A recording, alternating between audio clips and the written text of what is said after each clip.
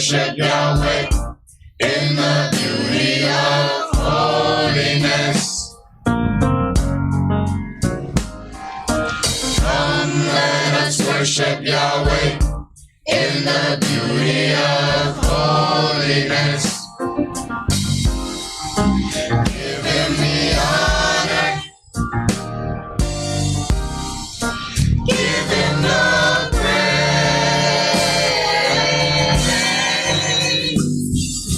Come, let us worship Yahweh. Let's give him the praise.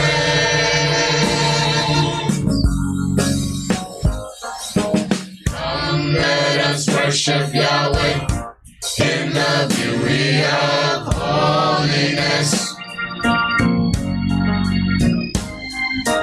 Come, let us worship Yahweh in the beauty of holiness. Give him the honor. Give him the praise.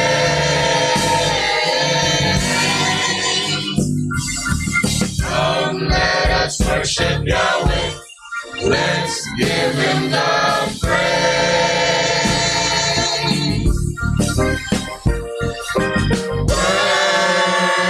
Worship him. Worship him. Give Yahweh the glory. Give Yahweh the praise. Worship him. Worship him. Come, let us worship Yahweh. Let's give him the praise.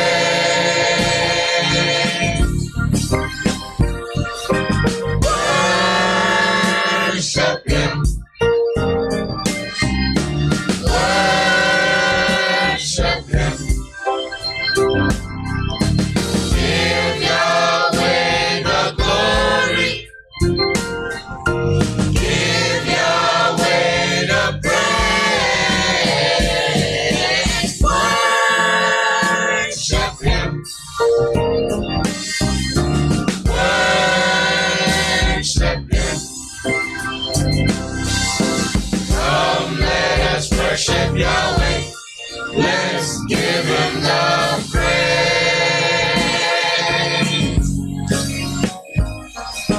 Come, let us worship Yahweh in the beauty of holiness. Come, let us worship Yahweh in the beauty of holiness. Give him the honor. Give him the praise.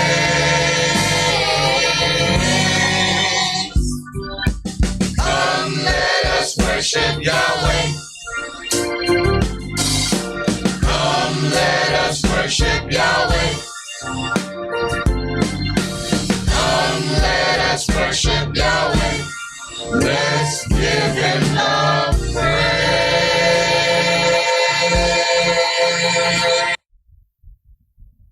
All right, Shabbat Shalom, and welcome to another holy convocation that Yahweh has enjoined unto us here in Stone Mountain, Georgia.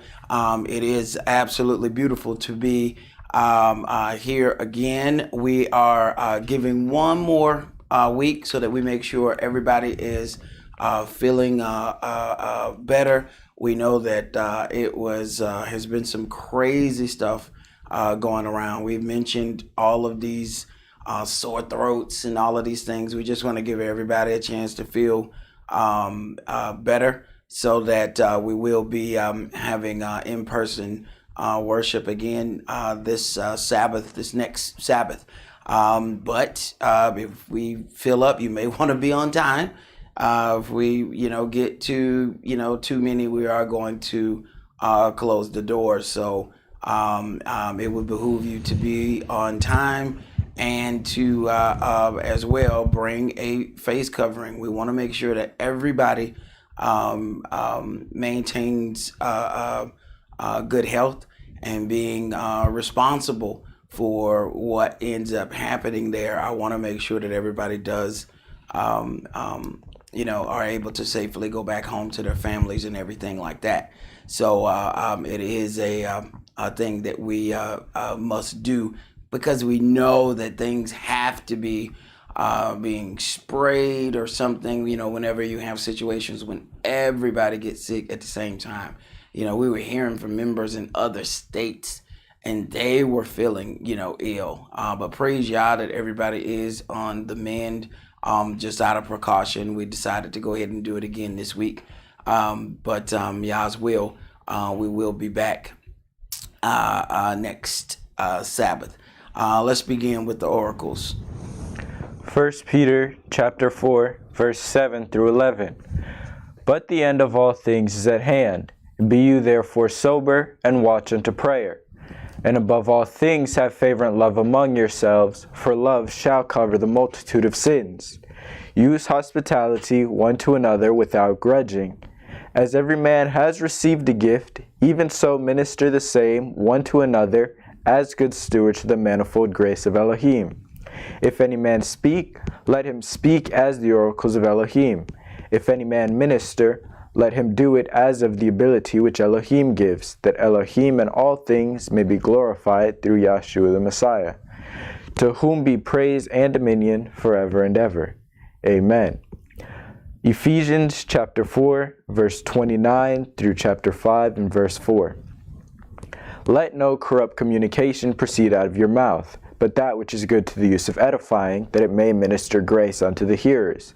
And grieve not the Holy Spirit of Elohim, whereby you are sealed until the day of redemption. Let all bitterness and wrath and anger and clamor and evil speaking be put away from you with all malice. And be you kind one to another, tender-hearted, forgiving one another, even as Elohim for Yeshua's sake has forgiven you. Be you therefore followers of Elohim, as dear children, and walk in love, as the Messiah also have loved us, and has given himself for us, an offering and sacrifice to Elohim for a sweet-smelling savor. But fornication and all uncleanness or covetousness, let it not be once named among you as becomes saints. Neither filthiness, nor foolish talking, nor jesting, which are not convenient, but rather given of thanks. Ecclesiastes chapter 5 and verse 1 through 2. Keep your foot when you go to the house of Elohim, and be more ready to hear than to give the sacrifice of fools, for they consider not that they do evil. Be not rash with your mouth, and let not your heart be hasty to utter anything before Elohim. For Elohim is in heaven, and you upon earth. Therefore let your words be few. Exodus chapter 23, verse 20 through 21. Behold, I send an angel before you, to keep you in the way, and to bring you into the place which I have prepared. Beware of him, and obey his voice. Provoke him not, for he will not pardon your transgressions, for my name is in him. Revelations chapter 3, and verse 20 through 22. Behold, I stand at the door and knock. If any man hear my voice and open the door, I will come in unto him, and sup with him, and he with me. To him that overcomes will I grant to sit with me in my throne, even as I have also overcame, and have sat down with my Father in his throne. He that has an ear, let him hear what the Spirit says unto the churches. All right. Now, we know that a lot of changes are happening upon the earth, and we know that the redemption of the children of Israel is drawing closer and closer. We know that the Euro Gentiles were given a certain amount of time to rule upon this earth. It will be a great and joyous thing for the children of Israel to be gathered together, but it's also going to be a great tumultuous thing, because what's going to happen is all of Israel is going to be gathered with all of our many doctrines. We're talking about not just Christianity, Islam, and Hebrew Israelite culture. We're talking about the various branches of Christianity, the various branches of Islam, and the various branches of Hebrew Israelite culture. You have all of these different things, because the Hebrew Israelite term is a broad term. Yeshua wasn't from the same group. You had the Pharisees, the Sadducees, then you had the sect of the Nazarenes. These were totally different groups. You had the Essenes. You had all of these different groups that were Hebrew Israelites. They did not believe in the same things. So the blanket, even though Saul stated he was a Hebrew Israelite, he also let you know that he was a follower of the Messiah. That's why he stated, are they Hebrews? So am I. Are they Israelites? So am I. But there was definitely a difference between him and them. And what separates us is the doctrine. So we have to be able to stand on the doctrine that we believe in.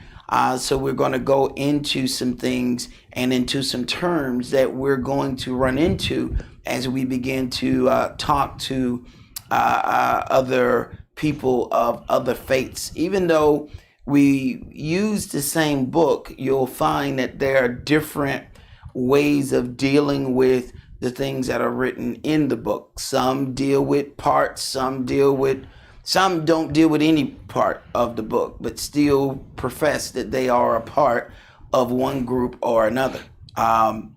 So today's sermon is entitled Exegetically Speaking. Now, the terms exegesis and eisegesis refer to how you read the Bible. Exegesis tries to listen to the text and let the meaning come from the text itself in its original historical context. Eisegesis brings meaning to the text and does not concern itself with the original historical context of a biblical passage. So, when you're talking to someone and they use the term exegesis or eisegesis, if they believe that you are doing your own interpretation, and they're going to use the term eisegesis for you, they will use the term exegesis for themselves, so that you are familiar with those terms. Now, we who study from a Hebrew Israelite background, more specifically Messianic Judaism, because we follow the Messiah, we want to make sure that we separate ourselves from the Hebrews who do not believe in the Messiah at all. Do not believe that because people say that they are Hebrew Israelites, that they believe in the Messiah. Okay? Exegesis, or critical interpretation, and hermeneutics, or the science of interpretive principles. Now, this is according to Encyclopedia Britannica. This is how other people deal with this. But you're going to have to know these things, just like we have to deal with the months of the year. Yahweh didn't name those months. Yahweh didn't name these days. But even though we know on one hand we have first day, second day, third day, fourth day, you can't tell somebody, you can't go to a job and tell them, I want to be off on the fourth day. They're going to think that you're talking about the fourth day of the month, not the fourth day of the week. So we still have to use their terms so that we're able to understand what's going on, so they can understand where we're coming from, and vice versa. Hermeneutics, or the science of interpretive principles of the Bible, have been used by both Jews and Christians throughout their histories for various purposes. The most common purpose has been discovering the truths and values of the Old and New Testaments by means of various techniques and principles, though very often owing to the exigencies of certain historical conditions, polemical and or apologetical situations, anticipate the truth or value to be discovered, and thus dictate the type of exegesis or hermeneutic to be used. So you get the picture that when they believe that they are correct, they're going to use the term exegesis and hermeneutic to describe how they are arriving at their thought process. The primary goal, however, is to arrive at biblical truths and values by an unbiased use of exegesis and hermeneutics. So that you understand when that comes at you, what the basis is. Biblical exegesis is the actual interpretation of the sacred book. Now remember, this is according to Encyclopedia Britannica. These are things that we grew up with all in our houses. You know, if you wanted to know something, you would go to your encyclopedia and look up and see, you know, what was listed on that. Today we have the internet, but you have to be careful what sources you get certain things from on the internet.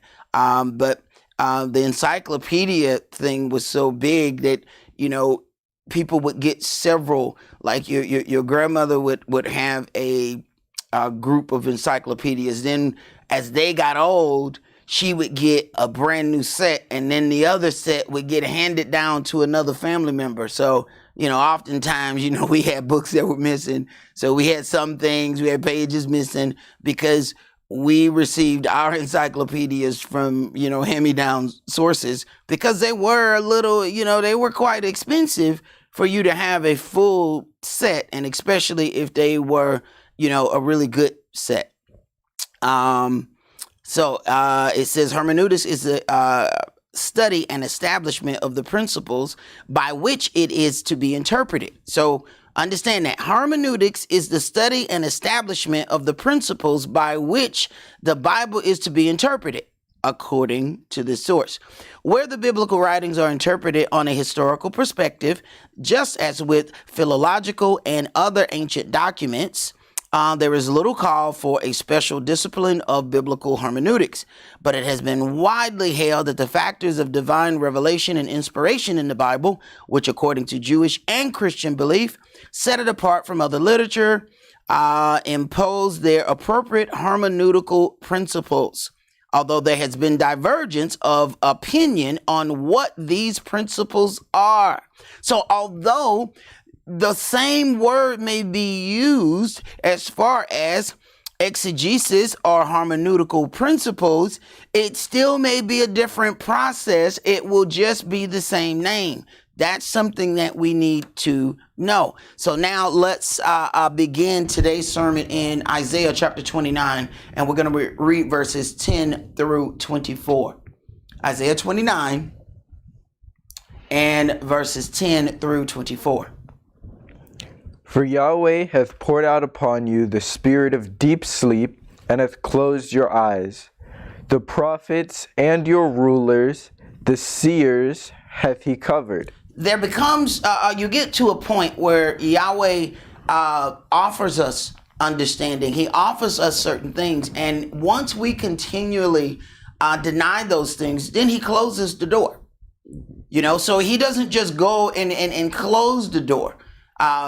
It is because we have rejected knowledge. It says that my people suffer for a lack of knowledge. Not that we don't have it. It's that we only want to accept the ones that we agree with. So when certain types of knowledge causes us some problems or causes us to have to change, we have an issue. Let's say someone does, before they get in the word, they were fishermen. And they made a lot of money from shrimp and crab leg and lobster. Well, that person is going to have a more difficult time when you get to dealing with clean and unclean foods. They are already leaning toward not wanting to do that thing because of how rooted they are in life on this other thing. So it automatically affects how they're going to deal with that. So then certain people are going to seek out a lesser form of doctrine that allows them to still do that particular thing. And you can take that principle and apply it to any other thing that somebody wants to do. You find people who hang in the street. They like to jump from house to house. Then they don't want to hear anything about the commandments. Okay, they're going to want to be in a place that seems more free for them to do those things without covenant. Go ahead. And the vision of all is become unto you as the words of a book that is sealed, which men deliver to one that is learned, saying, Read this, I pray you. And he saith, I cannot, for it is sealed. And the book is delivered to him that is not learned, saying, Read this, I pray you. And he say, I am not learned.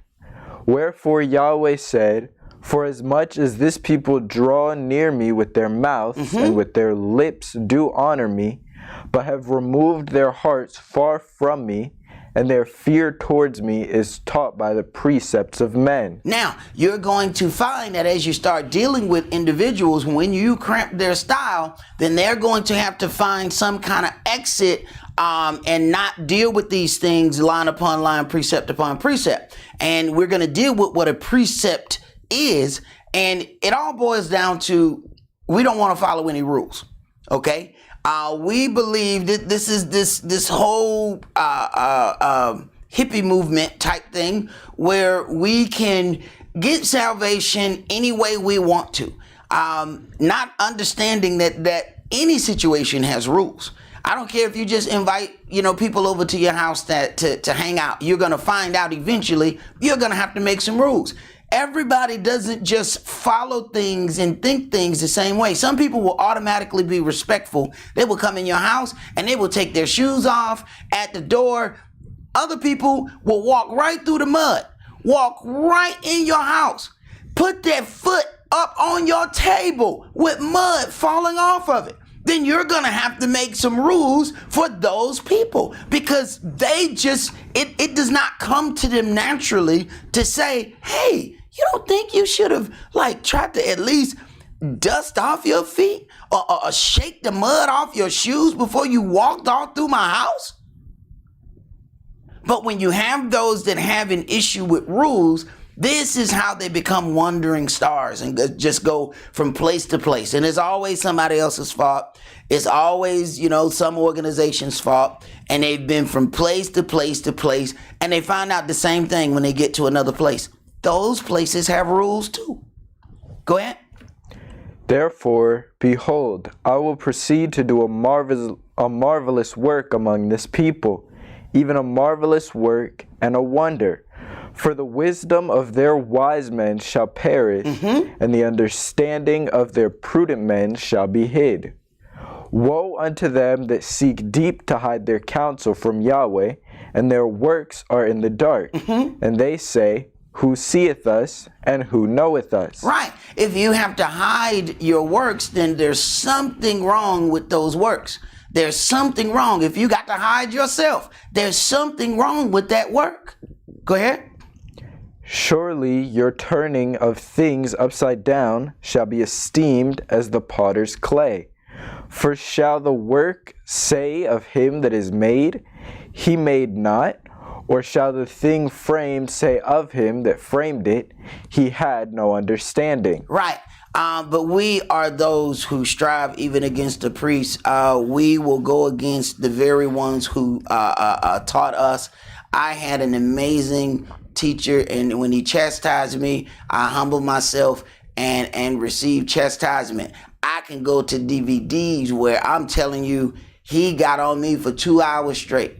I was right back the very next Sabbath. What would you like for me to do this Sabbath, sir? It never occurred to me that I was going to speak against my teacher. It never occurred to me that I was going to go off on my own. My teacher died. See, those are things that we have to understand the difference between people who are called to teach and people who call themselves and then tell Yahweh about it later. Go ahead. Is it not yet a very little while, and Lebanon shall be turned into a fruitful field, and the fruitful field shall be esteemed as a forest? And in that day shall the deaf hear the words of the book, and the eyes of the blind shall see out of obscurity and out of darkness.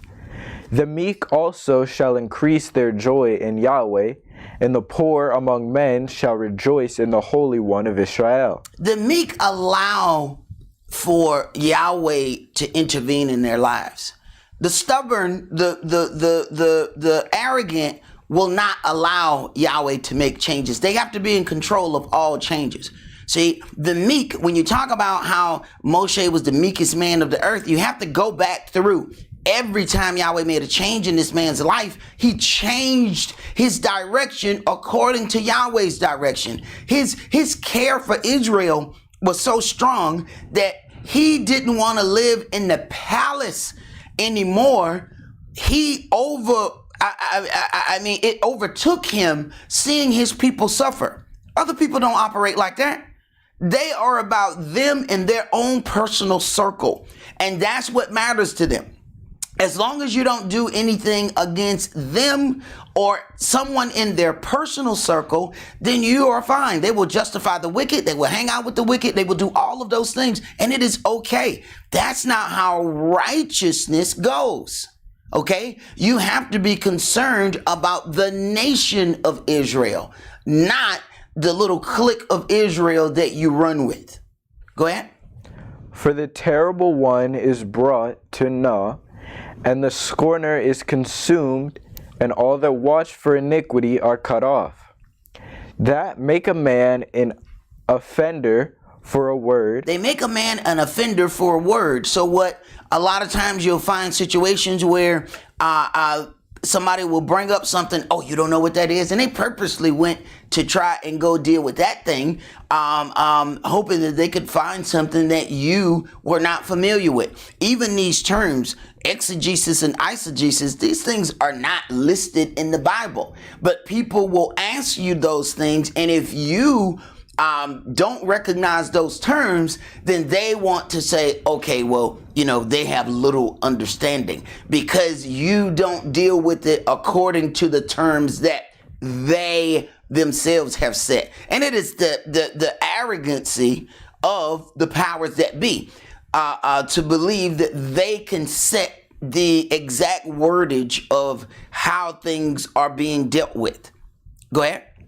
And lay a snare for him that reproveth in the gate. They lay a snare for him that reproves in the gate. Who is he that reproves in the gate? The man that reproves in the gate are the ones that say, hey, this is not according to what's written in Scripture. Oh, they lay a snare for him. They lay a trap for him because they have a problem being corrected. So then everything then is about them, not about maintaining the holiness of your gathering, maintaining the holiness of your convocation, that the Spirit may feel welcome at your gathering.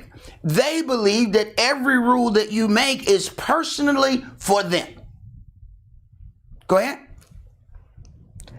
And turn aside the just for a thing of naught. They lay a snare for him that reproves in the gate, so they don't like righteous judgment, and then they turn aside the just for a thing of naught. Go ahead. Therefore, thus saith Yahweh, who redeemed Abraham concerning the house of Jacob, Jacob shall not now be ashamed, neither shall his face now wax pale. But when he seeth his children, the works of mine hands in the midst of him, they shall sanctify my name, and sanctify the Holy One of Jacob, and shall fear the Elohim of Israel. Right. Sanctifying his name, we have to see just how powerful that is. That's just not about the words that come out of your mouth with people knowing that you are Israel. It is how you present yourself. It's all of those things when you come down to sanctifying his holy name, because they're going to watch the things that you do and attribute that unto your God, whether that is your intention or not. That's the way people are going to deal with that. Go ahead. They also that erred in spirit shall come to understanding, and they that murmured shall learn doctrine. All right, so then you deal with that. They that murmured shall learn doctrine. And you know that among Israel is a lot of murmurers and complainers because they have their own doctrine. What happened is we come out of some other form of understanding most times, whether we may have been Muslims before, whether we may have been one of the branches of Christianity. What happens is a lot of that we don't want to get rid of and allow the Spirit to direct us as it opens up. So you might have a situation where you do something, you've been doing the same thing even in the Word for 2-3 years. Then the Spirit brings you up on another level.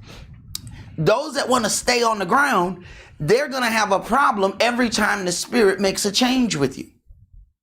They're going to have a problem every time the Spirit makes, okay, now I'm going to give you another level of that understanding. Because understanding comes in levels. You don't just understand and then you understand all of this book. You understand what the Most High has allowed for you to understand. But if you keep searching, He's going to allow you to go on another level of understanding. Well, that next level of understanding also brings responsibility. Now you have to change and alter things according to that new level of understanding that He has given you. You can't stay at that old place. Now what you're doing is now sinful. It is now exceedingly sinful because He has brought it to your attention. He has shown you these things. Now you are just fighting to maintain what you were accustomed to at this point. Let's go back up. Let's go to Isaiah chapter 28, and we're going to read verses 5 through 13. Isaiah chapter 28, and we're going to read verses 5 through 13. In that day shall Yahweh of hosts be for a crown of glory and for a diadem of beauty unto the residue of His people, and for a spirit of judgment to him that sitteth in judgment. This is what all the hypocrites and everybody they have a real problem with judgment. Judgment includes a righteous law. Judgment includes punishment for wrongdoing. And the hypocrites do not want to deal with that. They do not want to deal with any form of judgment. Anything that you even say to try and help curve them from something, they already go, you judging me. No, judgment includes punishment. No, Yahshua gonna make that happen. Go ahead. And for strength to them that turn the battle to the gate. But they also have erred through wine and through strong drink, and are out of the way. Now, what is this wine and strong drink? It is strange doctrine. And you have doctrine that does not come out of this book. It come out of the minds and hearts of individuals. And then they share that doctrine with one another. And they become drunken with a doctrine that does not exist. And when you deal with the things according to the book, now they have all kind of names to say about you. But then they do the same thing to Yahshua. It says that the zeal of Yahweh's house has eaten him up. He would not stand by and let things go wrong in Yahweh's house. But of course, he looked like a madman, turning over tables, telling him, grabbing cords, twisting it and whipping it and throwing people out. Telling them my Father's house is not to be made a house of merchandise. But we operate differently. Everything we do is about monetary gain. That's why people have commercials on their videos. It's all about getting YouTube pays so they get fake subscribers, fake views. You got programs that'll do all that stuff for you. Make it look like 1 million people watched you last night. So that they can get money. People in the Word do the same thing. So when Yahshua comes and says, do not make my Father's house a house of merchandise, we would just do that in a different way. We wouldn't have a table, a money changing table set up. We would just be monetizing everything that we do to make sure that we can get paid. Go ahead. The priests and the prophets have erred through strong drink. They are swallowed up of wine. They are out of the way through strong drink. They err in vision. They stumble in judgment. For all tables are full of vomit and filthiness, so that there is no place clean. Right. All places are full of vomit and filthiness.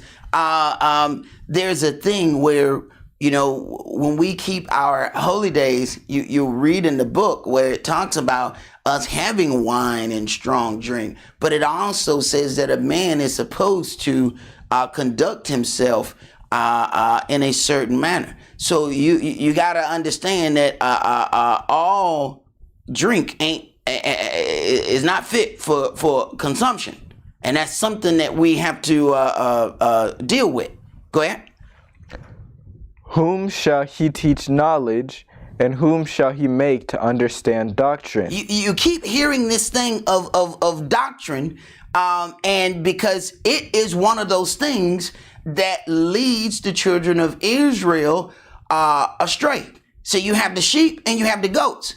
The sheep hear the shepherd's voice. They could recognize the voice of the shepherd, so they recognize the correct doctrine. It says he's going to set the sheep on one hand, the goats on the other. The goats don't follow anything. Goats do whatever they want to do. That's why it's the symbol of those who just will not follow instruction. So you have to understand, amongst Israel, we have sheep and goats. The sheep hear their father's voice. It doesn't matter who is speaking the word. It might be me. It might be another brother down the street. It might be another brother in the next state. They hear the shepherd's voice. They hear the words.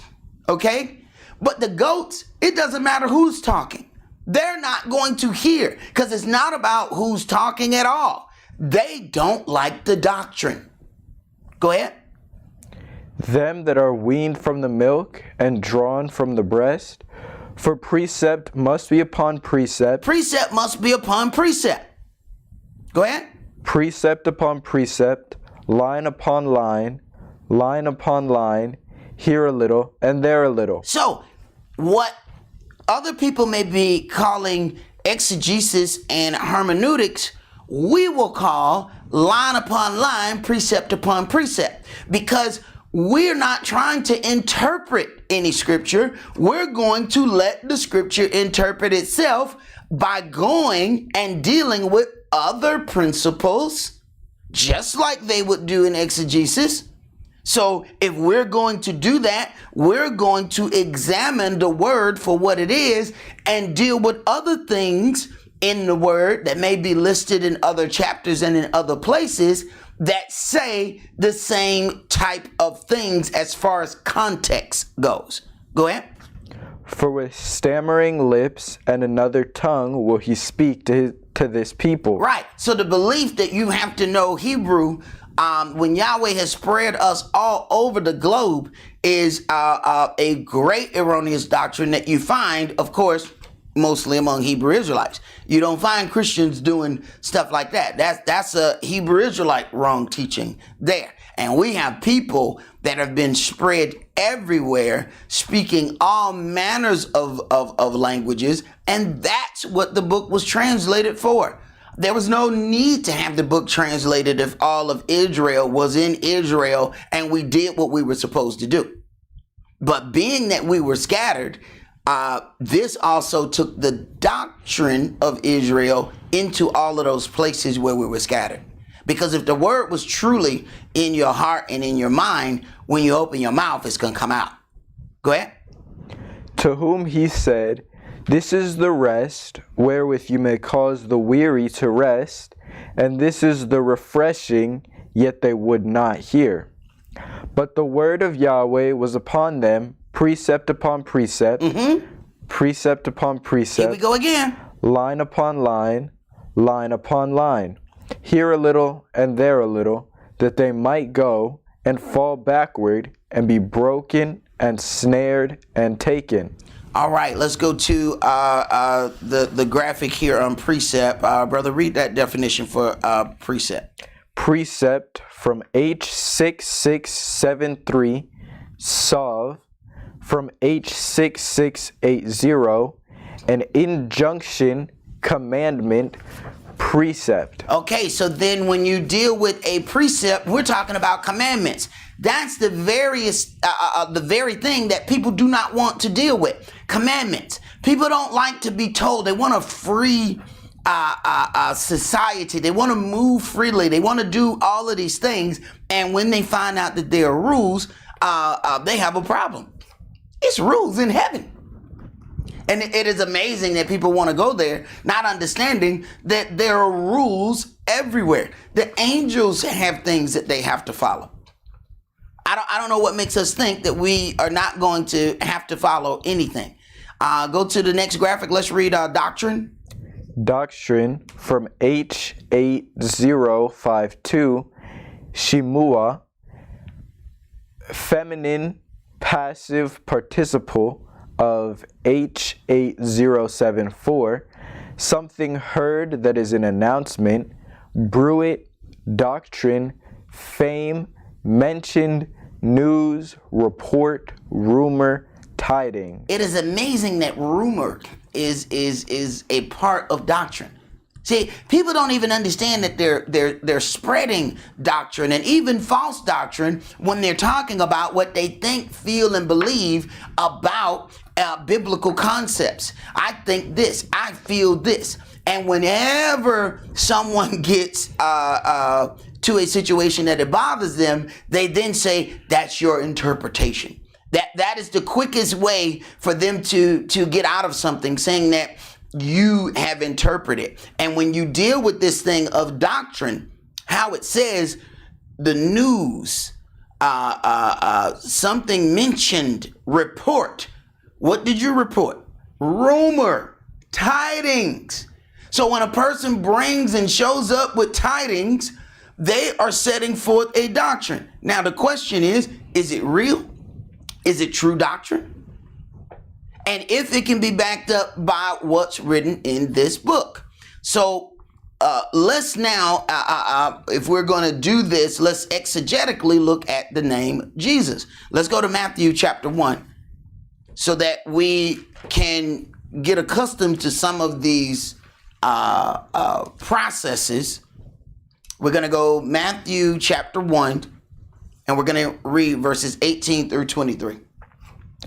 Now the birth of Yeshua the Messiah was on this wise, when as his mother Mary was espoused to Joseph, before they came together, she was found with child of the Holy Ghost. Now, you have a whole lot of Hebrews who are going to have a problem with that right there, because in their mind, the only way a child can be born is if a woman and a man come together physically. Yet, they have fertility clinics where the seed of a man is implanted in a woman and they have not had relations with one another. Somehow, man believes that the Most High can form a body out of the dust, but he cannot make, once he made man and woman, that was it. Now he's tied. Now his creation dictates him. Now he can't make any more people without having this situation. And it is absolutely amazing how much we limit Elohim based upon our likes and dislikes, because we don't like the way that sounds, because we can't see. And it's mostly the fleshly individuals who have this problem. They just can't believe that something like that can be possible. Go ahead. Then Joseph, her husband, being a just man, and not willing to make her a public example, was minded to put her away privately. And he was a just man, because if he had put her away publicly, believing she had committed adultery because now she is pregnant and he has not been with her, they would have stoned her to death. You know, but how many of us would have done that? Would we have just been angry at the woman and went on and condemned her? Go ahead. But while he thought on these things, behold, the angel of Yahweh appeared unto him in a dream. So before reacting, he thought on those things. Go ahead. Saying, Joseph, you son of David, fear not to take unto you Mary your wife, for that which is conceived in her is of the Holy Ghost. And she shall bring forth a son, and you shall call his name Yeshua. Now, of course, what we have here is they have Jesus. You will find that when it comes down to the major names in the biblical story, those names were Gentile-like. They didn't do all of the names because there's too many names in here to change all of them. But the names of the major players in the story, they make sure that those names sounded more Gentile-like, because if you change the name, you can then change the image based upon the name. Go ahead. For he shall save his people, verse 21, from their sins. Now, I'm going to have to go back in 21 because I paused right there, and I want you to get the whole thing. And she shall bring forth a son. You shall call his name Yeshua. Now, what happens after this? They have Jesus. The next thing after this is actually the definition of the name. For he shall save his people from their sins. So somewhere in that name is salvation. So you then have to ask yourself, does Jesus mean that? Go to the next graphic and read that definition there. Jesus, G2424, Jesus. Okay, so understand, when we're talking about this name was originally written as Jesus. All right, this Jesus. And why was that given? This had to be turned over into a more Gentile name because this is the principal person in the story. So they wanted to make sure for them to have control, they named this. Go ahead. Jesus, of Hebrew origin, H3091, Jesus, that is Yahashua. Now you find the real name, and then they still give you this with a J, understanding that there was no J in the English language until about 1630. But we're going to go into that as well. So then you have just even the definition there says something. It says Jesus, G2424. The fact that it says G means that it's Greek. Then in the definition itself, it then says Hebrew origin. Then it gives you the Hebrew. Then it says Yahshua. So you have this thing where they know, okay, if he's a Hebrew, right? So why is this definition here given to us in Greek? But then once you read the definition, it then tells you Hebrew. He was a Hebrew. He wasn't Greek. So you have to look at those things when you're dealing with this. Go to the next definition. H3091. Now remember, it said it was based off H3091. Go ahead. Yehoshua, from H3068 and H3467. All right, so those are the root words from which this word comes. Go ahead. Jehovah saved. Right, so now you see what happened when we read the definition of what was supposed to be Jesus. We know that Jesus doesn't equal he shall save his people. Okay, so when you go into this, they put another erroneous name, Jehovah, which we know there was no J, but then you see saved. So you see salvation. Now, when we go back to verse 21, it says, and she shall bring forth a son, and you shall call his name Yeshua, for he shall save. So then when you get into Yeshua, Shua is the salvation part. So then you can hear the definition in the name. So if we're going to use exegesis, then we are going to derive at a point where, okay, we're going to have to look at some things to see if this name adds up. Let's go to the next definition.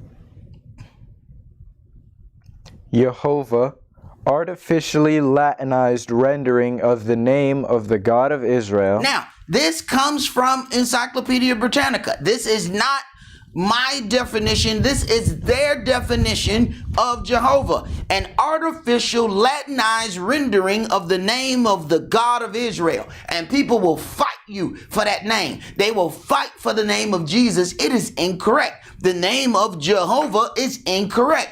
It is in the encyclopedia that it is an artificial Latinized rendering of the name of Elohim.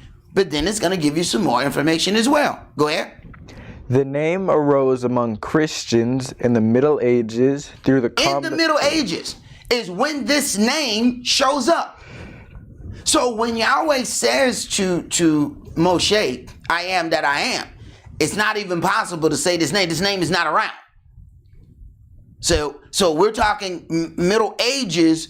We're talking centuries upon centuries.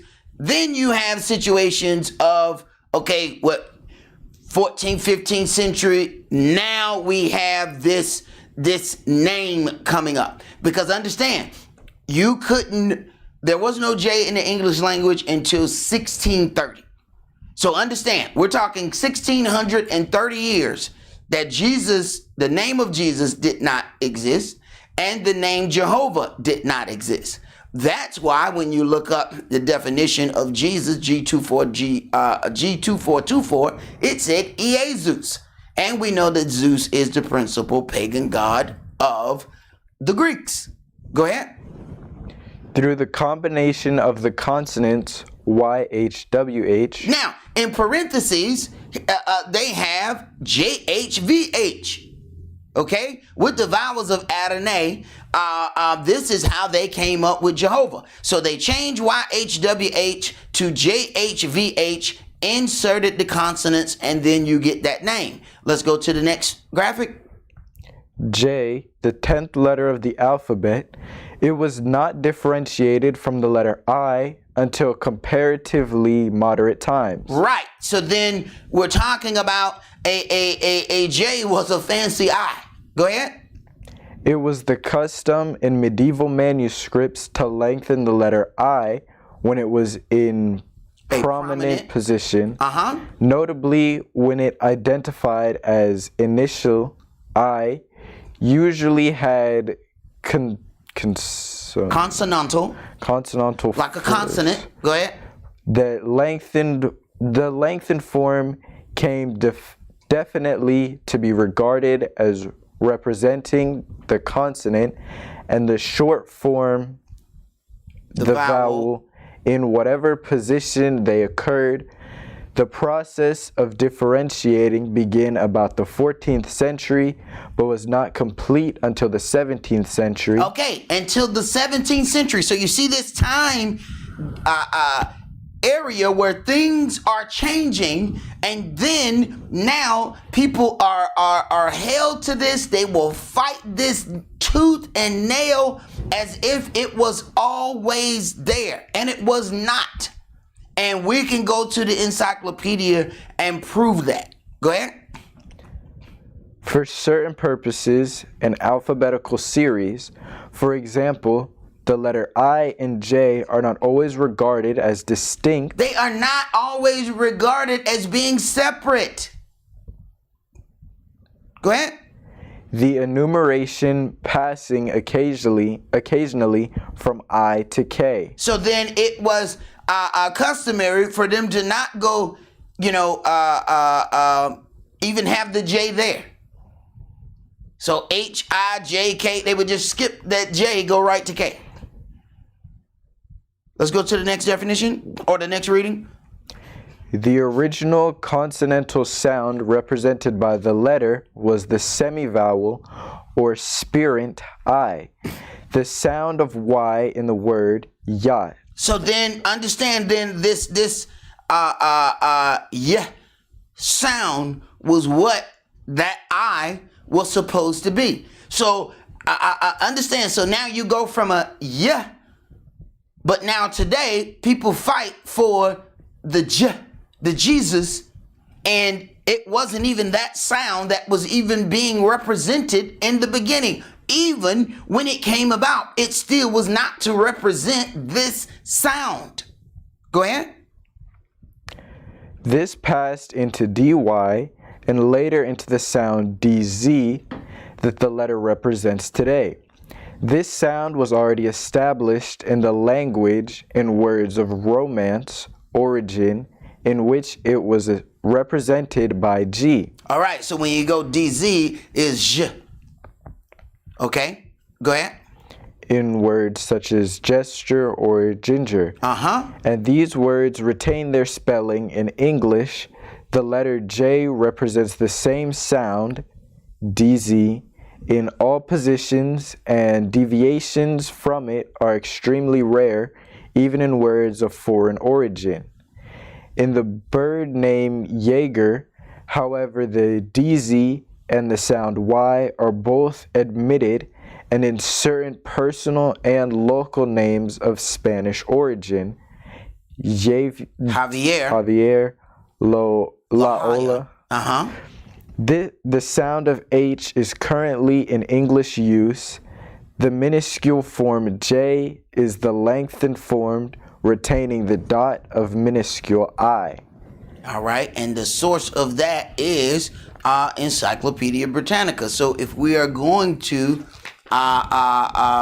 look at this and we're going to use exegesis, we look at this, what we would call line upon line, precept upon precept, but we're going to go into the things that other people will recognize, because when you go into the scripture, you're going to have those that just do not want to deal with scripture. They're going to always say that that's your interpretation, because they don't want to deal with that. They don't want to make changes. All right. This is what Isaiah was talking about. These are those that worship me with their mouth, but their dealings are not according to any of the stuff that comes out of their mouths. Let's go to Luke chapter 9. Luke chapter 9, and we're going to begin with verses 1 through 6. Then he called his 12 disciples together and gave them powers and authority over all devils and to cure disease. Now, you still have people right now today that believe that once they get in the word, that they're going to be able to speak in different languages, that they're going to be able to cure diseases. I mean, man, me and Kish had to run somebody up out of here talking about, I believe I can heal people. And I mean, this is a brother, he got to read and got into this Hebrew word. And, at some point, these gifts were given in the beginning for a purpose. This was used to spread the word. Go out doing all of these things, knowing that, the Jews require a sign. The Gentiles, the Greeks seek after wisdom. But once you do these things, it's going to bring a lot of attention to you when you go into a town and heal some people, and you're able to expound the word unto them into whatever language they speak. Then this is going to help. That was the purpose of giving those things. Now people want to pretend to have the ability to cure diseases just by, selling miracle spring water. But hey, they make a lot of money with that miracle spring water.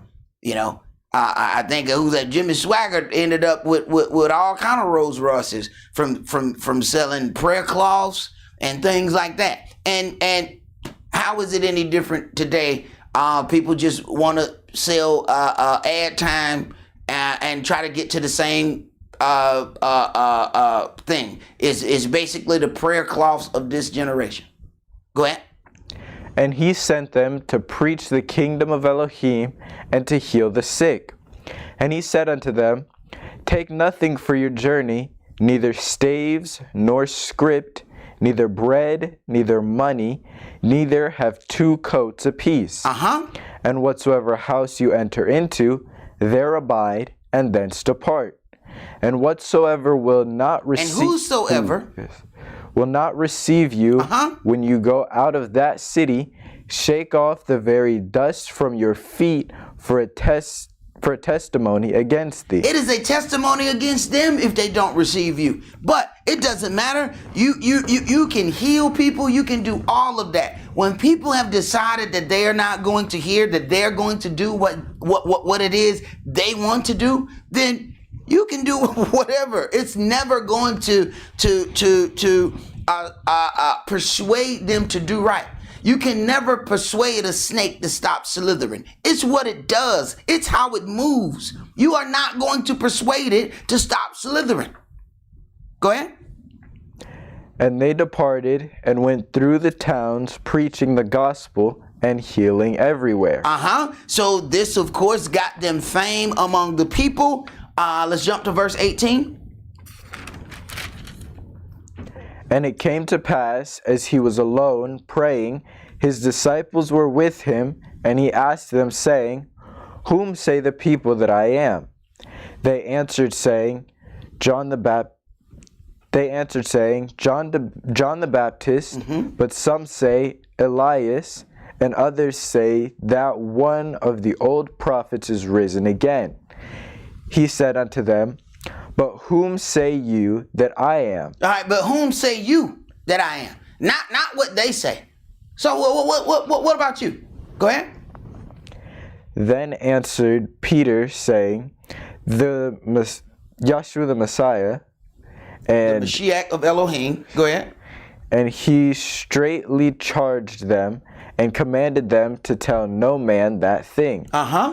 Saying, The Son of Man must suffer many things and be rejected of the elders and chief priests and scribes and be slain and be risen the third day. Right, because he has a job to do.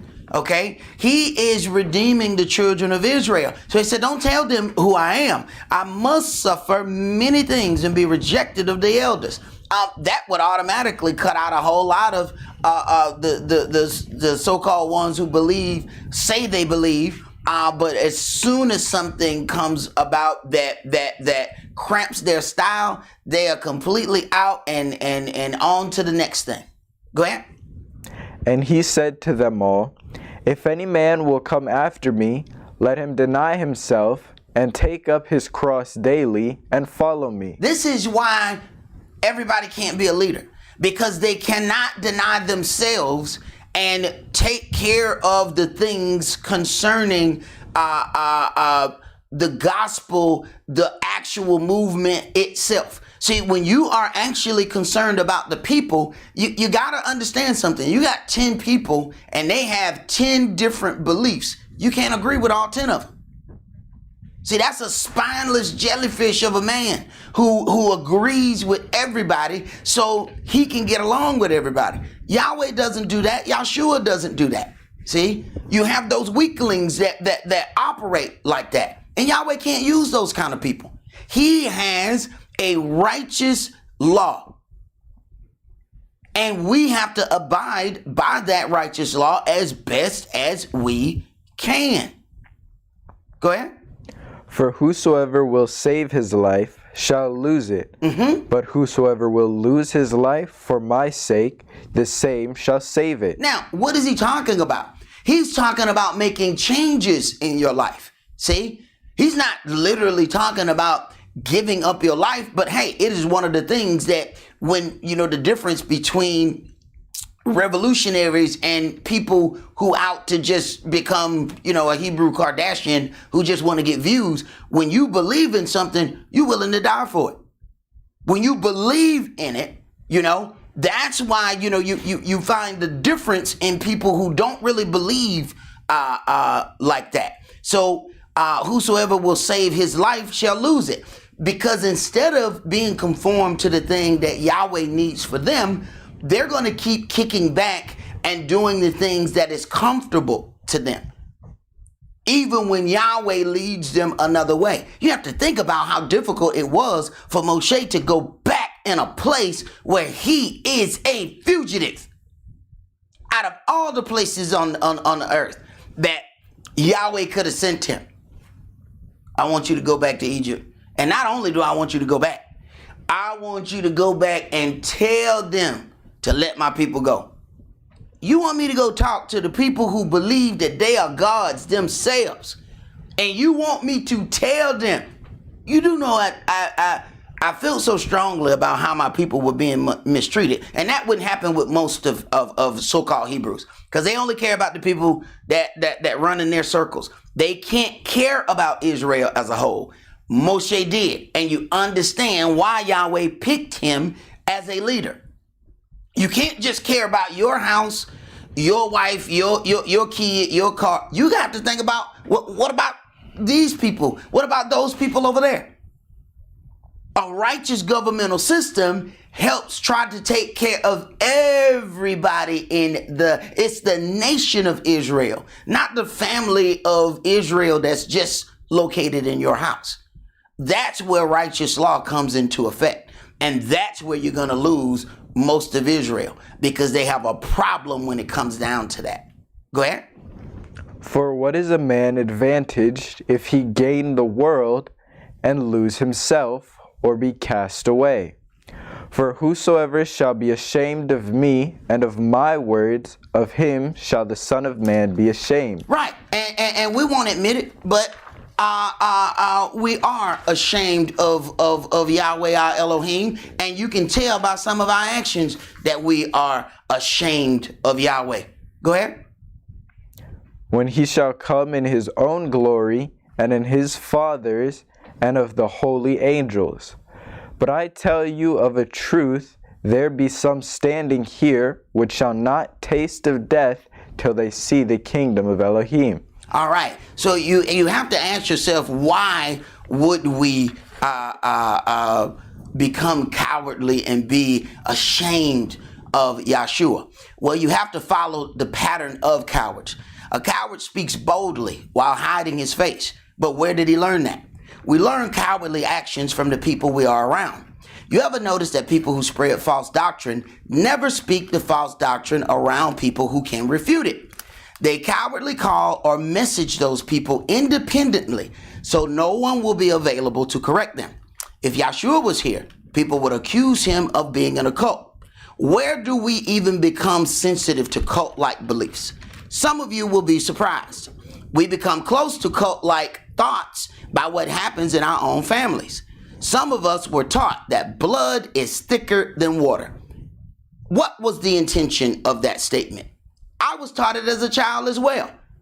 My family used to tell me all the time, blood is thicker than water. What is that? What does that mean? That means your family overrides everything else. Okay? That is how I grew up. So I recognize when people are stuck in it. So what happens is they will agree with their family and friends regardless if they're wrong or not. See, that's what the term blood is thicker than water means. And when you've been raised by it, you can recognize that it is still eating up some individuals. They can't disagree with their family, even though they know their family is wrong. They could see their family with a knife standing over a bloody body, dead. My baby didn't do it. What? Not my baby. My baby didn't do it.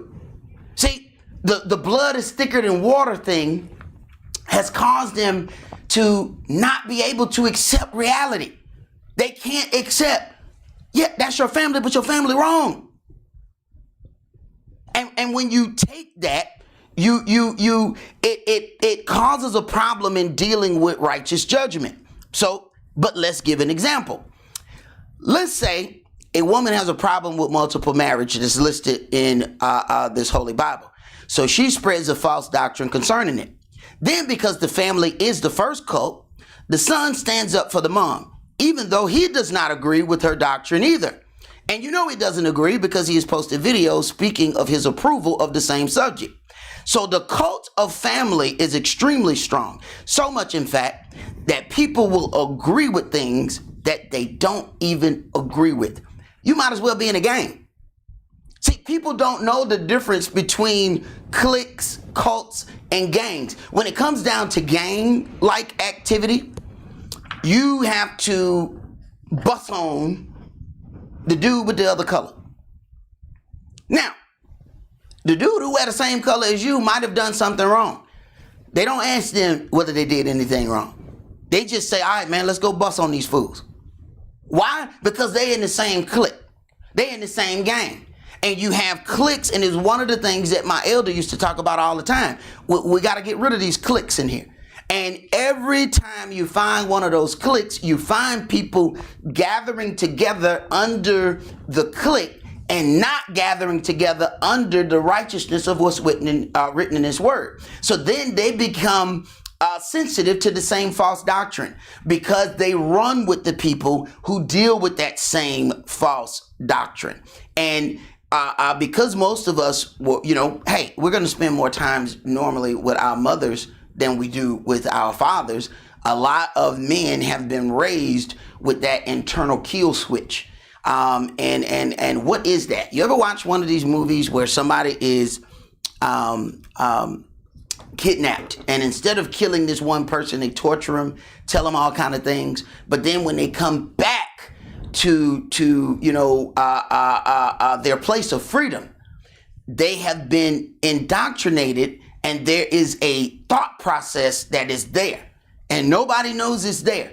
But if those individuals encounter that person again, they can say a certain word phrase that will activate their brain to go in effect and do what they were programmed to do.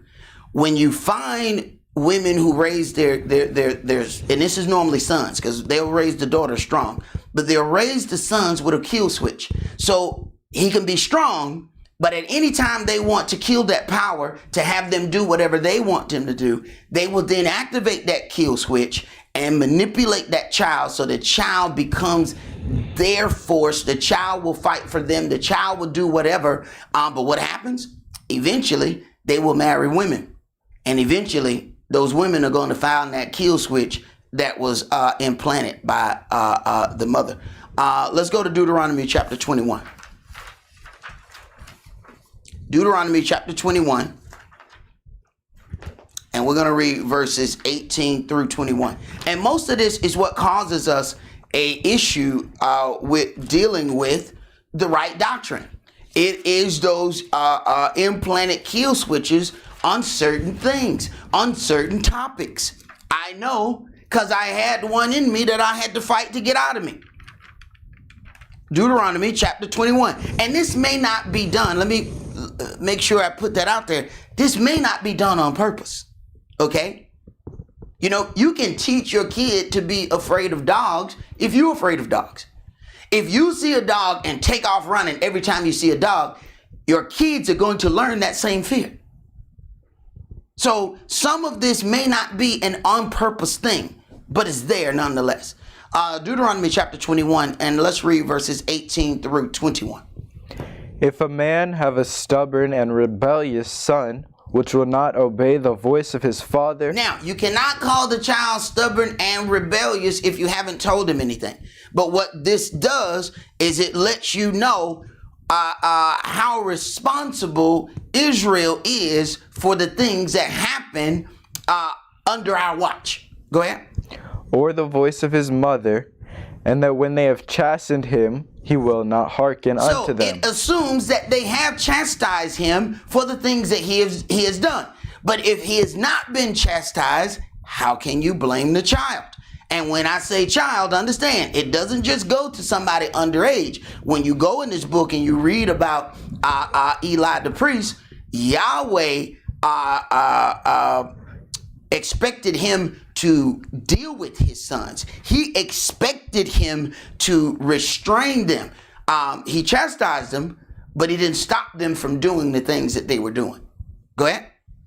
Then shall his father and his mother lay hold on him, and bring him out unto the elders of the city, and unto the gate of his place. And they shall say unto the elders of his city, This our son is stubborn and rebellious. Now, they're saying this to the elders. Remember now, the old African proverb, it takes a village. So it wasn't just about us and our child. It was the entire village, everybody inclusive in dealing with each other's children. Why?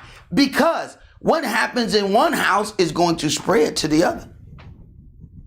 That's what happens when you let kids grow up together. Some people are blessed and they don't even know that you're blessed that some individuals moved on, because your kid would have been growing up around some kids who would have been dealing with some real strong falsehoods, because that's what their parents do. Go ahead. Oh, and they shall say unto the elders of the city, this is our son, he is stubborn and rebellious, he will not obey our voice, he is a glutton and a drunkard. He is a glutton and a drunkard. Now, look at how serious this is. A glutton and a drunkard. But look at where they're going to go with this. Go ahead. And all the men of his city shall stone him with stones, that he die. So shall you put evil away from among you, and all Israel shall hear and fear. All Israel shall hear and fear. See, our problem is we really don't fear Yahweh, okay? Because he doesn't show everybody his power. They're not able to fear him. See, we fear the power of individuals we see. See, we fear the police. We can see his gun on his side. We see the fast car that he's driving. We see the blue light. Some of us go into panic as soon as we see the lights. We learned to fear certain things. But you see how powerful this is. If these people, this is in our law. If you have a disobedient son, when he does not obey you, then the rest of the elders deal with this son. It says that he's a glutton and a drunkard. You know, just to see how far we have fallen, that so-called educated people will look at the things that were given unto us as idols and not understand things like we have the 7 golden candlesticks, our menorah. We have the ram's horn. I heard that people say that the Ark of the Covenant is like a idol or something. It is utterly amazing just how far our people have dropped. Yet we, a glutton and a drunkard, they say if that's your child, he should be killed. But yet we will provide the image of, put on images of a 40 ounce and a blunt and have that represent us, not knowing that we're blaspheming the holy name of Israel. The word says, my holy name is blasphemed through you. When the people say these are the children of Israel, it says, be you holy, for I am holy. And this is the representation that you would use, is a hide behind a mask, smoking a blunt and drinking a 40 ounce. A 40 ounce of malt liquor. Malt liquor is the worst thing that anybody could drink. It's only made for people in the hood to go and kill themselves. You go on the other side of the town, you don't even find malt liquor in there, which is funny because the individuals that are pretending to be hard live in an area where they couldn't even buy malt liquor. They don't even sell it on their part of town. So you understand that this is a game to some people. But when you get to the point that the things that Israel that were given unto us can be associated like it's an idol, yet we'll go and gather in places where they got Egyptian idols on the wall and we'll go and gather there. See, we don't know the difference between what is an idol and what's not. The things that come of Israel, those are ours. Those are our things. When we use a lion represents the lion of the tribe of Yehuda. That's Yahshua. That's not an idol. We use this altar. The reason why we have this altar, the book says, if you're going to do something, let it be an altar of stone. It is one piece of stone. It says, don't let your tool come upon it, or you have compromised it. It's one sheet. It's that way so that we can do the best that we can to follow what is written. The reason why we will show our ram's horn is because you have all of these people showing the African kadu, and they walk around, they'll even call that a ram's horn, and that's not a ram's horn. So when you have the majority of people showing this thing, our our people actually believe that that is a ram's horn. It is not a ram's horn. And you have the arrogant will just come in, blow the wrong shofar, won't even ask anybody. If you ask, you say, hey man, that's the wrong shofar. You shouldn't even be blowing that, you know? But when you deal with the self-will, they are going to do what they want to do regardless of anything else. And that's why Yahshua is going to say, get away from me, you worker of lawlessness. I never knew you. He has rules. If you cannot deal with those things, we are going to have a problem. That's why he's going to be dealing with a remnant. That's why it's going to be a remnant, because the majority of people are not going to follow any instructions. We're going to love him with our mouth. We're going to love him in song, but we're not going to love him in deed. As it is written, everybody that says to me, Lord, Lord, will not enter into his kingdom. So now let's use exegesis, or line upon line, precept upon precept, to deal with something Yahshua stated to the woman at the well. Let's go to John chapter 4. John chapter 4, and we're going to read verses 1 through 16.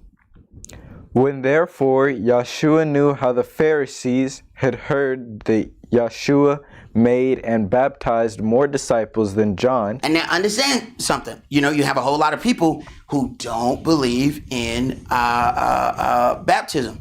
And some of them will use this very next line. And I've heard it in the video of verse 2. I'm going to go ahead and read it. Though Yahshua himself baptized not. And they stop right there. But the very next part after that says, but his disciples. So his disciples baptized in his name. Okay, so you have this thing. If Yahshua said that this is something that must be done, all right, it behooves us to fulfill all righteousness. You know, it is the entering in. It says, unless you are born again, okay, you should not enter into the kingdom. People start talking about, well, you know, the word, you're born again, or you're washed with the word. They'll change that wording. They'll use washed with the word. But the thing that was talked about was being born again, not washed. See, this is not the water of washing. This is the water of birthing.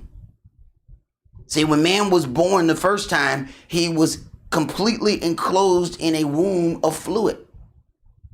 So you have to deal with that. So then you have those that don't have the opportunity to have the Spirit.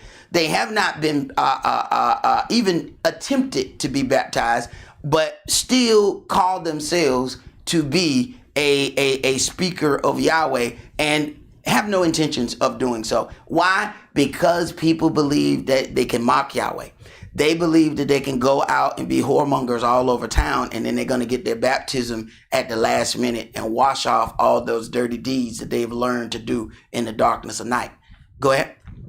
He left Judea and departed again into Galilee, and he must needs go through Samaria. Then cometh he to a city of Samaria, which is called Sychar, near to the parcel of ground that Jacob gave to his son Joseph. Now Jacob's well was there. Yahshua therefore, being wearied with his journey, sat thus on the well, and it was about the 6th hour. Then cometh a woman of Samaria to draw water. Yahshua saith unto her, Give me to drink. For his disciples were gone away unto the city to buy meat. Then saith the woman of Samaria unto him, How is it that you, being a Jew, asketh drink of me, which am a woman of Samaria? For the Jews have no dealings with the Samaritans. So then Yahshua has to deal with this separation of things as well. Because each one of these 12 disciples were representatives of the 12 tribes of Israel. But understand, all of the 12 tribes of Israel don't deal with one another at this time. Okay? They are separated into a northern and a southern kingdom. So you have this separation. So Yahshua understands this. He had to deal with the scribes, the Pharisees, the Sadducees, all these other groups. Okay? So he understands this separation. So we act like what we're going through is something new. But those that are going to receive correction will join together under the correct leadership of Yahshua. Go ahead. Yahshua answered and saith unto her, If you knew the gift of Elohim, and who it is that saith to you, Give me drink, you would have asked of him, and he would have given you living water. The woman saith unto him, Sir, you have nothing to draw with, and the well is deep. From whence then have you that living water? Are you greater than our father Jacob, which gave us the well, and drank thereof himself, and his children, and his cattle? So then when she says our father, you understand that she is of one of the 12 tribes of Israel. Go ahead. Yahshua answered and said unto her, Whosoever drinketh of this water shall thirst again. But whosoever drinketh of the water that I shall give him shall never thirst. But the water that I shall give him shall be in him a well of water springing up into everlasting life. Right. And we can go and read about those things in Revelation, but we're going to get into something else. Go ahead. Yahshua answered, said unto her, Go, call your husband, and come hither. Now, this is where it gets interesting. So hold your place there because we're going to come back to that. Go, call your husband, and come hither. So she wants this water of life, which is it is a covenant. It is a serious change in life. But for her to do that, he says first, go and call your husband. So if we're going to use exegesis or line upon line, precept upon precept, we're going to let the scripture interpret itself. So we're going to go to Numbers chapter 30, first of all, so that we can understand why is he even calling, asking her about her husband. Numbers chapter 30. Because see, we live in the times of the independent woman. Okay? What's funny to me is when married women say, I'm independent. How you going to be married and independent? Numbers chapter 30. Let's start that at verse 3. If a woman also vow a vow unto Yahweh, and bind herself by a bond, being in her father's house in her youth, and her father hear her vow. The father hear her vow. Go ahead. And her bond wherewith she hath bond her soul, and her father shall hold his peace at her, then all her vows shall stand, and every bond wherewith she has bound her soul shall stand. Right. So the quiet man establishes his wife's vows by not doing anything. He doesn't have to do anything. If he just stays quiet, Yahweh takes that as you agree with everything that has come out of her mouth. People don't understand how deep that is. If you did not stop her, you agreed with her. Go ahead.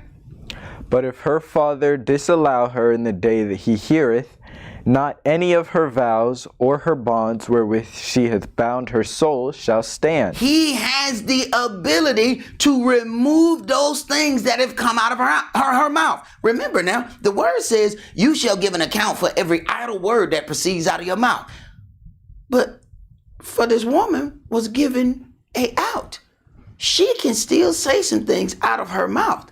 If she has a father who stands as a man, or a husband who stands as a man, he can have the very words that proceeded out of her mouth made null and void. Nobody else has that. Man don't have that. You're not going to find this, and then we keep reading where, if the husband say something, then the wife can, no. Yahweh don't give the man that. That is only given to the woman. Go ahead. And Yahweh shall forgive her, because her father disallow her. And if she had at all an husband, when she vowed or uttered aught out of her lips, wherewith she bound her soul, and her husband heard it, and held his peace at her in the day that he heard it, then her vow shall stand, and her bonds wherewith she bound her soul shall stand. But if her husband disallow her on the day that he heard it. All right. So he had to be a man when it comes down to saving his house and saving his children, saving his wife. He has to disallow it on the day that he hear it. He can't sit there and let it fester. Then he's going to pray about it a month later, or then go to Yahweh. There are certain things that you hear, and right off the rip, you got to go and disannul that vow so that your wife or your child will not be held accountable. Go ahead. Then he shall make her vow which she vowed, and that which she uttered with her lips, wherewith she bound her soul, of none effect, and Yahweh shall forgive her. So then, when we look at this, then Yahshua knows this biblical principle. So when the woman asks, give me this water, he says, where is your husband? Because all of this can be made null and void concerning this. Now, he's rhetorically asking this question because he knows that she has an issue with the husband situation. All right. But he's asking this according to biblical law. Go ahead. But every vow of a widow and of her that is divorced, wherewith they have bound their souls, shall stand against her. All right, because she has no one to cover that. So if she says something, she's held to it. Go ahead. And if she vowed in her husband's house, or bound her soul by a bond with an oath, and her husband hear it, and held his peace at her, and disallow her not. Right, and you have so many people that do not have the power to stand up and disallow their wives, not understanding that you are causing sin upon her. You are to disallow that the minute you hear it and save your house. Go ahead. Then all her vows shall stand, and every bond wherewith she bound her soul shall stand. But if her husband hath utterly made them void on that day he heard them, then whatsoever proceed out of her lips concerning her vows, or concerning the bond of her soul, shall not stand. Her husband hath made them void, and Yahweh shall forgive her. Every vow and every bounding oath to afflict the soul, her husband may establish it, or her husband may make it void. Right. So then the weight of that sits on the husband. Go ahead. But if her husband altogether hold his peace at her from day to day, then he establisheth all her vows. The husband has established all her vows by not saying anything. When he says nothing, he has agreed. Go ahead. Or all her bonds which are upon her, he confirmeth them, because he held his peace at her in the day that he heard them. But if he shall any ways make them void after that he hath heard them, then he shall bear her iniquity. Then he shall bear her iniquity. Go ahead. These are the statutes which Yahweh commanded Moshe between a man and his wife, between the father and his daughter, being yet in her youth in her father's house. Right. So then you have this thing here that Yahweh has put into place in his law, and Yahshua is dealing with it right out of the law. If we go to let's go back to John chapter 4.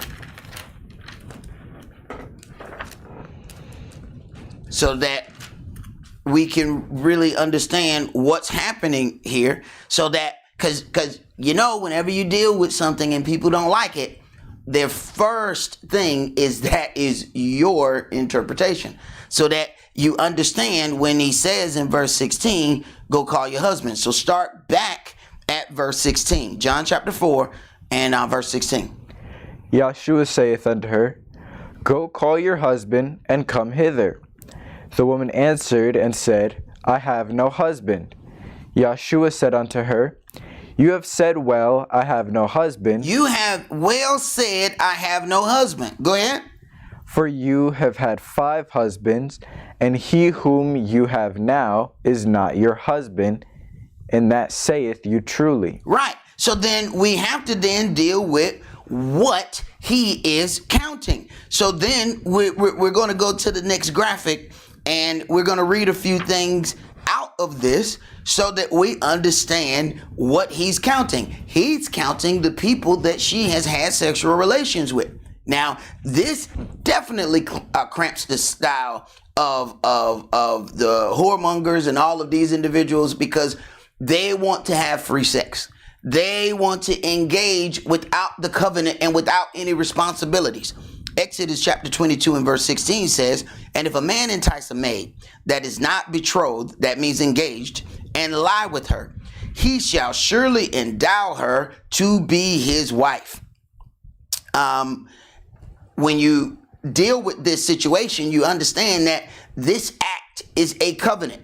All right. But when people don't want to deal with that, they're going to say, now, this is your interpretation of it. So this is why you have to go into these other things. Hebrews 13 and verse 4 says, marriage is honorable in all, and the bed undefiled. The marriage bed is undefiled, separate, but whoremongers and adulterers, Elohim will judge. Well, the whoremonger thinks that he can do the same thing that the married people do. But what he wants to do is do it without covenant. He does it in the slickness, so sometimes the whoremonger actually looks publicly more stand up than the married person, because the person who knows, just like Yeshua is counting this woman, said, hey, you've had 5 husbands.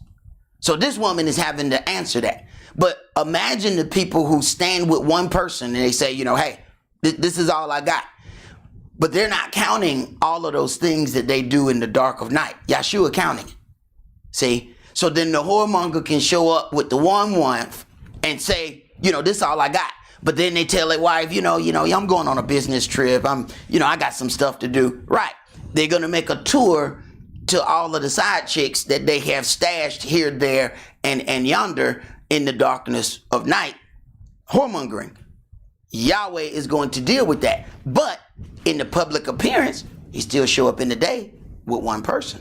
So then you have, that's how some of the Hebrews and some of the Christians deal with it.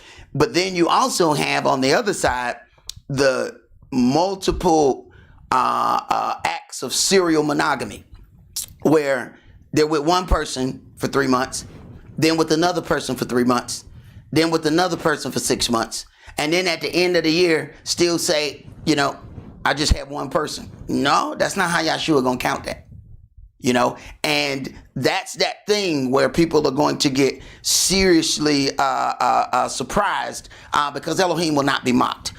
Revelation 21 and verse 8, it says, the fearful and unbelieving and abominable and murderers and whoremongers and sorcerers and idolaters and all liars shall have their part in the lake which burns with fire and brimstone, which is the second death. So when you deal with this, when you deal with a whoremonger, understand something. The whoremonger is a liar too, because the whoremonger has to lie and say he's going somewhere that he's really not going.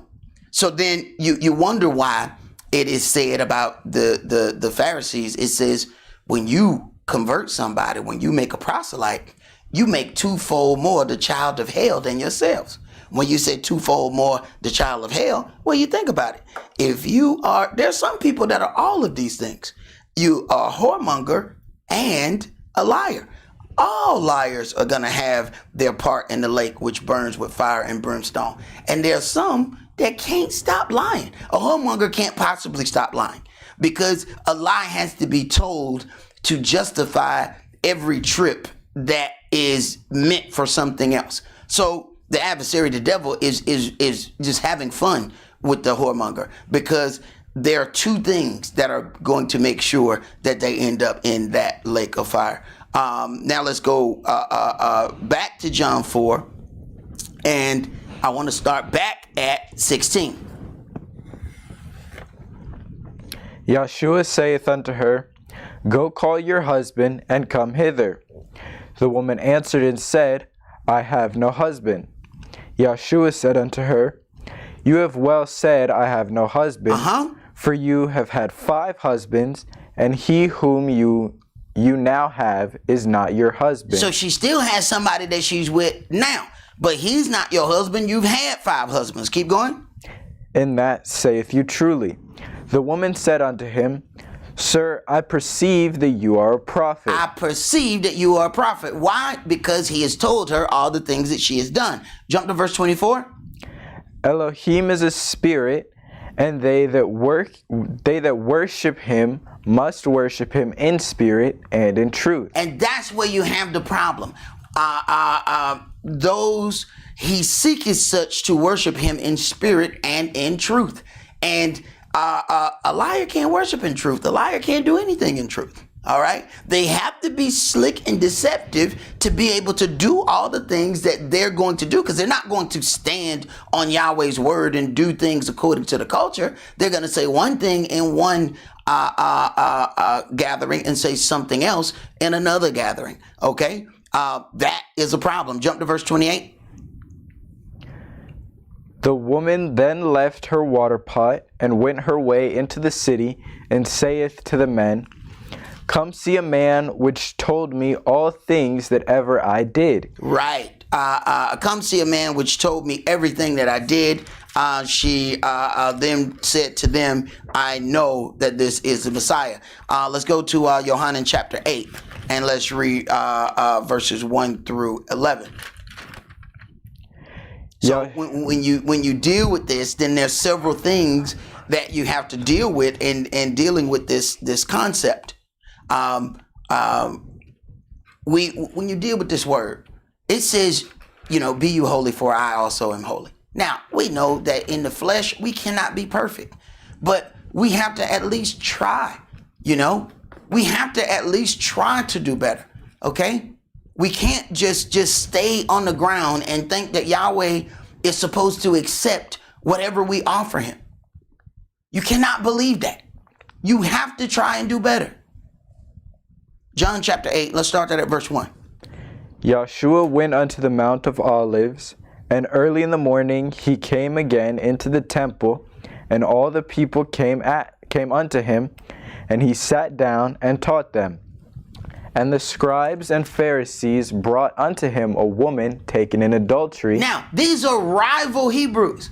Now, just so you see what the rival Hebrews do, they're going to try to present a situation so that you can fall. Okay? These are Hebrews as well. But now they're coming. They brought a woman taken in adultery. Go ahead.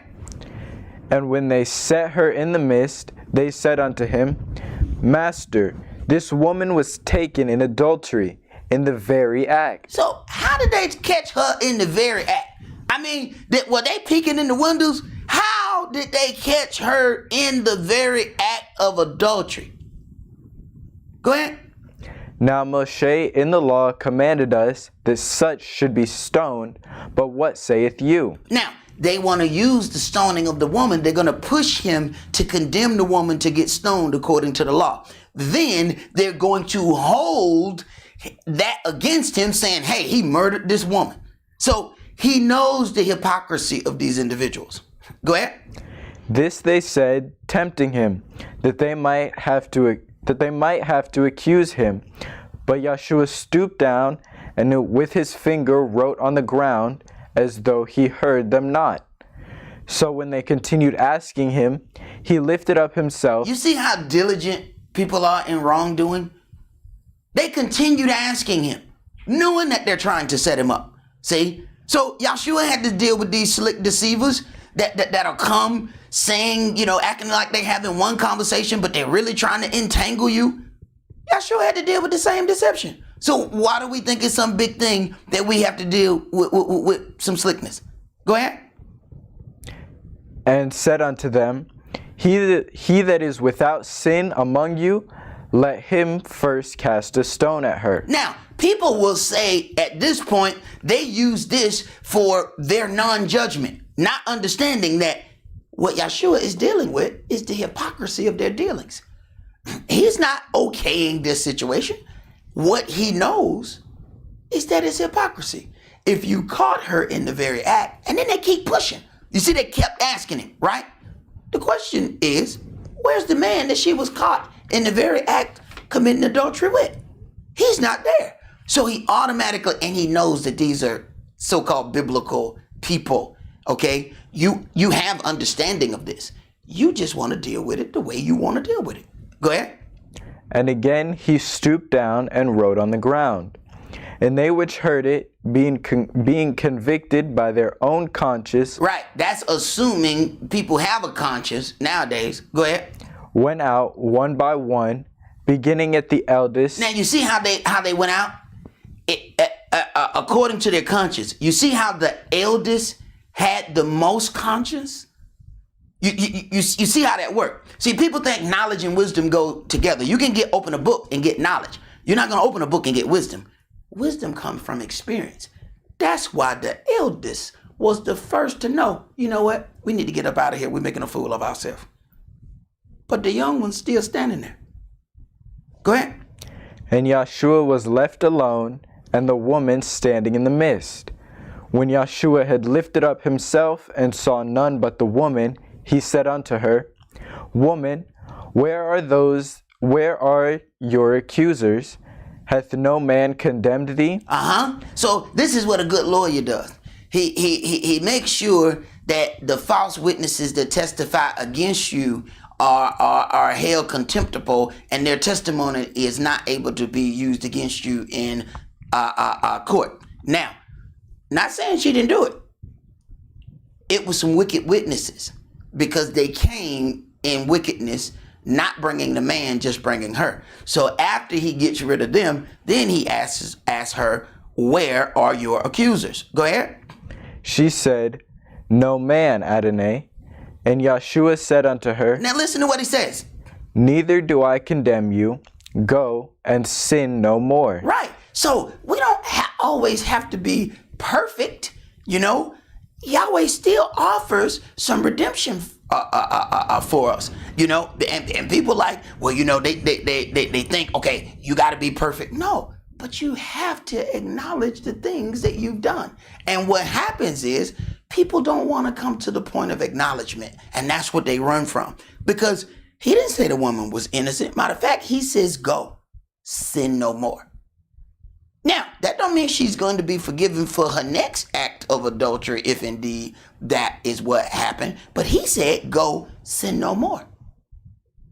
Indicating that, yeah, I know you might have did something, but there was something wrong with the way this case was brought. There's something wrong with that. Where is the other individual? You know? But Yahshua had to intervene into that because all of the parties were not there. But that being done in righteousness is one thing. We will try to do those things in unrighteousness. If we and even dealing with that, I want to go to some stuff on the next graphic. It's Deuteronomy 22 and verse 22. It says, if a man be found laying with a woman married to an husband, then they shall both of them die, and both the man that lay with the woman and the woman. So shall you put away evil from Israel. You see what Yahshua knew? He knew the wickedness of how they wanted to hold this and not do it all the way. See, we don't understand what it is that we're doing when we intervene into something. Yahshua know why he's intervening, because the other party is not there. They didn't bring that individual. And then Leviticus says along the same lines, Leviticus 20 and verse 10, and the man that commits adultery with another man's wife, even he that commits adultery with his neighbor's wife, the adulterer and the adulteress shall surely be put to death. So this erroneous situation that only had one person going into judgment, it was hypocrisy. It was absolute hypocrisy. So when and look at who brought, you know, you have those same individuals, the Pharisees. Remember what Yahshua said. He said, beware of the leaven of the scribes and the Pharisees. Was Yahshua paranoid? Was he some kind of paranoid leader? You know, beware of their doctrine. No, he knew men. He knew how people want to deal with this part because it suits them, deal with another part that suits them, but skip all of the parts in the middle. He knew how they knew what the law was, but they would spread another doctrine that fits their personal belief that they want to be executed in their house. That is going to cause us some issues. And that's why you're going to have that remnant of Israel. Why he says, I'm going to bring all of Israel out, but 2/3 of Israel will be cut off and destroyed. And I'm going to bring the third part through the fire. The 2/3 ain't going through the fire. The 2/3 are going to get cut off and die because they will not be corrected. They will not make any admission. They will not be reformed. It's not about being perfect. We can't, there's nothing in the flesh that's perfect, but we have to give it a perfect try. We have to try. You can't just lay on the ground and believe that he has to accept you laying on the ground. You can't believe that you're going to mock him, make one showing in the daytime and then do all of these slick things at night and think that he don't see you. He see you. He knows those things. It's not about us being perfect. It is about us giving it a perfect try. And if you have done the best that you can do, then you have given it a perfect try. The question is, do you know what your best is? Most of the time, you only find out what is your best when you are under duress. Your best does not come when you are comfortable. Your best comes when you are in the most uncomfortable position of your life. That's all that we're going to do for today. Yah's will, we'll be back doing in-person worship next week. Make sure you bring your face mask next week. Yah's will, we'll see you then. Shabbat shalom.